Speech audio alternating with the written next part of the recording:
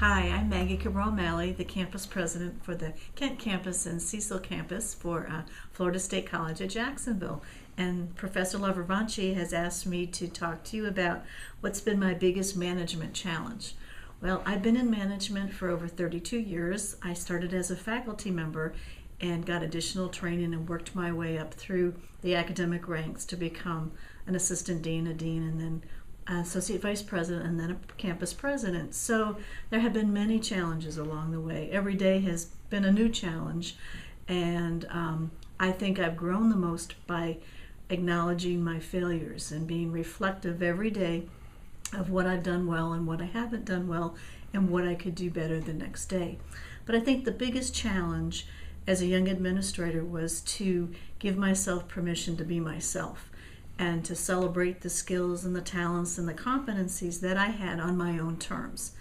I think one of the biggest challenges in an organization for a manager is to stay true to their own values and their own ethics and their vision and work within an organization that has a stated vision and mission and values. So it's really trying to reconcile the organization that you're in and part of with your own personal core values. So every decision that I make, I look at the data, I listen to people, I listen to my heart. So having heart as a manager or an administrator is very, very important. And I credit that one thing of giving myself permission to be myself, have my own ethics, and have my own values as probably the most successful thing that I've been able to do over the 32 years. What tips you have for new managers? Tips for new manager. First, again, have heart. Second of all, make sure that you understand who you are. You're comfortable who you are. You know that you're talented. You know that you have really strong competencies. Always be responsible, reliable, and loyalty is a hard one, and that comes with time. A supervisor really does truly want their employees to be loyal, and that takes on many forms. It takes on trust building, which is another hard competency to develop, because if your employees don't trust you, then it's very difficult for you to lead effectively and to manage the institution that you're working for.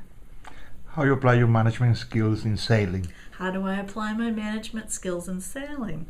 Well, Professor Lepervanche knows that I'm a sailor, but I'm the first mate. We have a boat called Checkmate. My husband is Czechoslovakian, and I'm the first mate. So the captain is the leader, and it's the one instant in my personal life that I take orders without question, because when you're sailing, it can be a life and death situation, very dangerous, and he's the captain. He's best trained, best skilled, and it's his job to make the decisions, and I follow without any questions. I think my biggest challenge with managing people is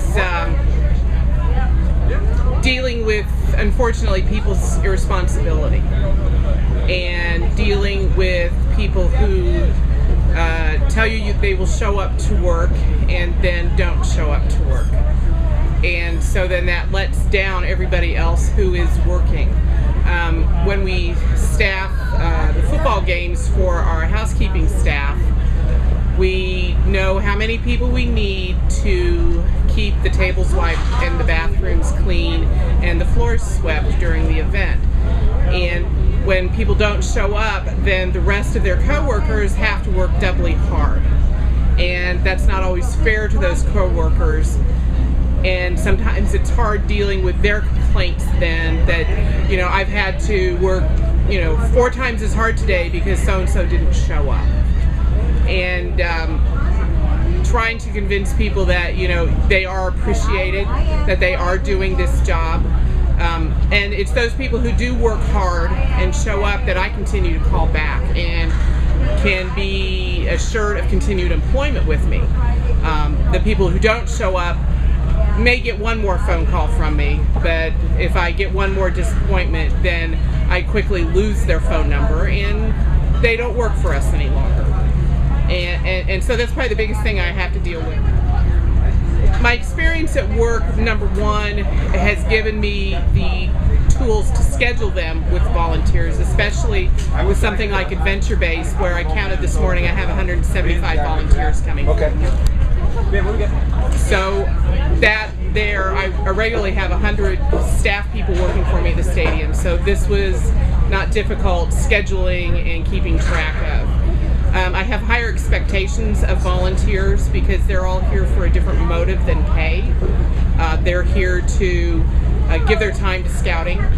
So I expect more from them, and so I expect them to be showing up. And so I made different decisions on staffing numbers because these are volunteers and people sometimes a higher caliber. So that's the difference between the volunteers and paid staff.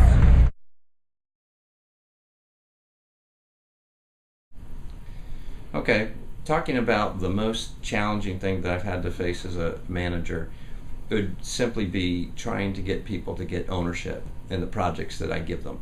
You know, one of the things that we have to do as managers is to delegate tasks. It's a huge part of what I do. I'm an architect. I work for a large architectural engineering firm, and what we need to do is be able to interact with our clients and then take some of our junior staff and get them involved in projects and build project teams then that everyone feels like it's their project, you know, and trying to figure out how to get people to get that kind of ownership and the right level of delegation. That's been my biggest challenge. I know originally my first reaction is to not delegate enough, you know, because, you know, I've got years of experience as an architect, and so a lot of me wants to kind of hold all the decisions myself and kind of do the whole project by myself, and that's good as long as you don't have too much work to do. But if you've got a lot of clients and a lot of projects, you can't get very much done that way. So then you've got other people you need to rely on, and what do you do? So then my next mistake was that I'd say, okay, this is your project, you run with it, you know, and then I wouldn't see it again until the end, and then I wasn't happy with what I got. And so then what do? We go, well, I can't do that anymore. I can't use that person, so I won't trust that person, so I do this. So then what you do is you build a small team of 2 or 3 people that you know you can trust and will do it exactly like you want it. But still, that's not good. I mean, you still don't have that sort of full team experience that you really need to do a lot of work, you know, to really multiply your efforts. So the next, you know, finally you get to the realization, oh, wait. To do this right, I need to actually train people how to do this. You know, I need to be a mentor. I need to teach. I need to show them the right way of doing these kind of things, and not just try to do it all myself, or just send them off into a corner and let them do it themselves. So it's finding that balance, the right way to delegate. One of the things that we say around here is that you need to inspect what you expect. You know, so if you want a proper result, you need to be sure that you're inspecting that as it goes along, and that you're there as a resource, and that you understand you need to be available. So that's been a big challenge. And so one of my biggest roles now is trying to be sure I'm available when I need to for the folks that are running projects for me. So that's my biggest management challenge, and that's kind of how I responded to it. I think probably the best thing you can do as a manager is to instill your people with confidence. In other words, let them know that there's a plan, that you've got a direction that you're moving, that your company's moving, that your unit is moving, so that people want to know they're part of something that's going in a certain direction. So instill them in confidence that there's a plan. Then instill them with self-confidence. In other words, a lot of people are coming, if you're a manager, especially of people that are new to the business, they need to have that level of self-confidence, and so you can help build that with them. So I'd say that's my tip, is to be sure that that you do a good job communicating your plan, that they understand your vision for where you're going, and that you also do a good job helping them mature and grow as a professional.